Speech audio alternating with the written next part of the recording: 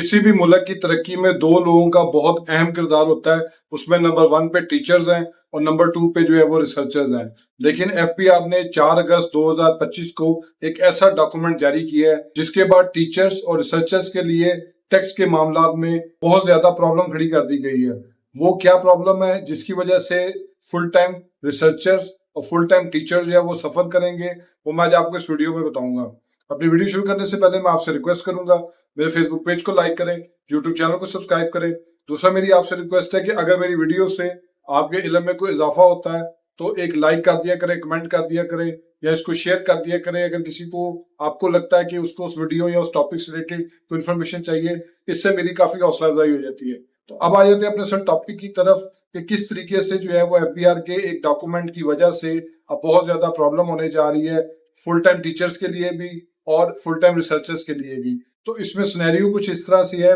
कि 2022 तक जो है वो एक टैक्स कंसेशन जो है वो 25% तक की अवेलेबल थी। जितने भी लोग फुल टाइम टीचर्स थे, यूनिवर्सिटी लेक्चरर्स थे और वो किसी नॉन प्रॉफिट ऑर्गेनाइजेशन या इंस्टीट्यूट में एम्प्लॉयड या किसी रिसर्च इंस्टीट्यूट के साथ जुड़े हुए थे जो कि एचईसी की तरफ से जो है वो मंजूर शुदा भी था। यानी कि ऐसे तमाम टीचर जो कि बोर्ड ऑफ एजुकेशन के अंदर फुल टाइम टीचर हैं या वो किसी यूनिवर्सिटी के अंदर जो है वो एज ए टीचर जो है वो अपनी सर्विसेज प्रोवाइड कर रहे हैं, लेक्चरशिप प्रोवाइड कर रहे हैं और बोर्ड ऑफ एजुकेशन है या यूनिवर्सिटी है, ये दोनों जो है वो एचईसी से रिकॉग्नाइज्ड है। इसके अलावा कोई भी रिसर्च इंस्टीट्यूट जो कि गवर्नमेंट ने नोटिफाई किया हुआ है कि ये रिसर्च इंस्टीट्यूट का जो है वो दर्जा इसको हासिल है, तो उसको जो है वो 25% टैक्स रिबेट मिलती थी। यानी कि उसका जो भी टैक्स बनता था उसका 25% टैक्स जो है वो रिड्यूस हो जाता था इसी ग्राउंड के ऊपर कि उसका जो बेसिकली जो सिनेरियो है वो एक फुल टाइम टीचर, उसकी एम्प्लॉयमेंट और उसका जो है वो रिसर्चर के तौर पे जो है वो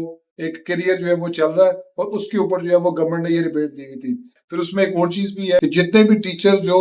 मेडिकल के प्रोफेशन से ताल्लुक रखते हैं और वो किसी यूनिवर्सिटी में लेक्चरार हैं, लेकिन वो जो यूनिवर्सिटी है वो मेडिकल कॉलेज भी है लेकिन वो प्राइवेट मेडिकल कॉलेज है और वहां पे अगर वो अपनी सर्विसेज जो है वो पेशेंट को चेक करने की फॉर्म में देते हैं तो उसमें जो है वो ये जो कंसेशन है वो इसको अवेल नहीं कर सकते। तो इसमें जो है वो इनको किसी भी हवाले से जो टैक्स रिबेट था वो पहले ही उन्होंने खत्म कर दिया था और इसमें तो उन्होंने स्पेसिफिकली जो है वो इस चीज को ऑस्ट कर दिया। हालांकि काफी ज्यादा जो फैसिलिटीज हैं, जो यूनिवर्सिटी हो जहाँ पे जो है वो डॉक्टर्स को जो है वो पढ़ाया जाता है, नए डॉक्टर्स बनते हैं, लेकिन उसके साथ ही जो है वो उसमें जो है वो एक हॉस्पिटल भी बना होता है, उसका मेडिकल कॉलेज भी कहते हैं, मेडिकल हॉस्पिटल भी कहते हैं, जो कि यूनिवर्सिटी में रिसर्च भी चल रही होती है, वहां पे नई नई चीजें सीखने को मिल रही होती हैं, लेकिन उसके साथ ही इन्होंने जो है वो उनका जो टैक्स रिबेट है वो भी खत्म कर दिया है। जो है वो गवर्नमेंट ने इस रिबेट को जो है वो रिवोक किया, लेकिन उसका जो नोटिफिकेशन था वो पूरी तरीके से जारी ना हुआ और वो मामला उसी तरह पेंडिंग थे। फिर इन्होंने जुलाई से पहले एक नोटिफिकेशन जारी किया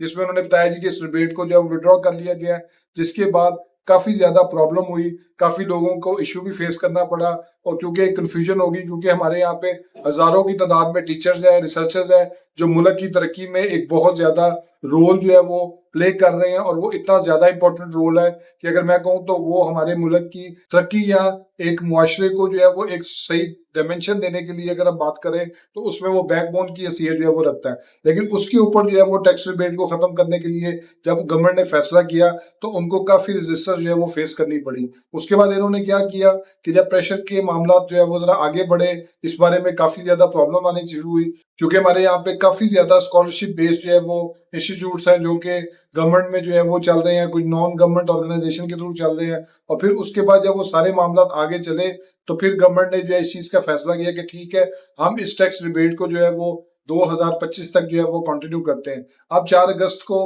गवर्नमेंट ने जो है वो एक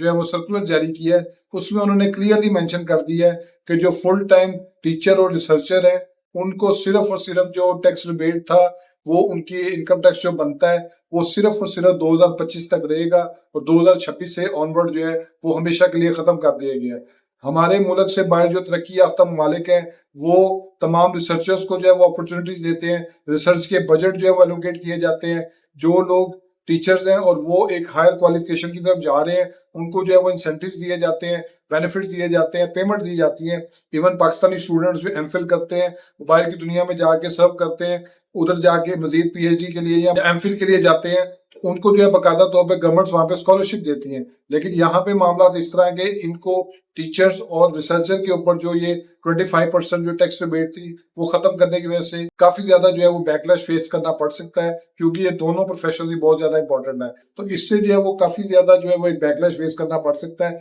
क्योंकि इस डॉक्यूमेंट के मुताबिक उन्होंने ये क्लियर कर दिया है कि जो बेनिफिट दिया गया था ये 1 जुलाई 2022 से ऑनवर्ड था और जून 2025 के साथ ही ये खत्म हो गया, और 1 जुलाई 2026 से जो है वो बिल्कुल उसी तरह टैक्सेशन जो है वो अप्लाई करेगा जिससे बाकी प्रोफेशन और बाकी सोर्स ऑफ इनकम के ऊपर सैलरी की कैटेगरी में जो है वो अप्लाई करता है। होप्स आपको ये वीडियो पसंद आई होगी। मेरे फेसबुक पेज को लाइक करें, यूट्यूब चैनल को सब्सक्राइब करें ताकि लीगल टॉपिक्स रिलेटेड इसी तरह एडवाइस मैं आपसे शेयर करता हूँ। Thank you for watching.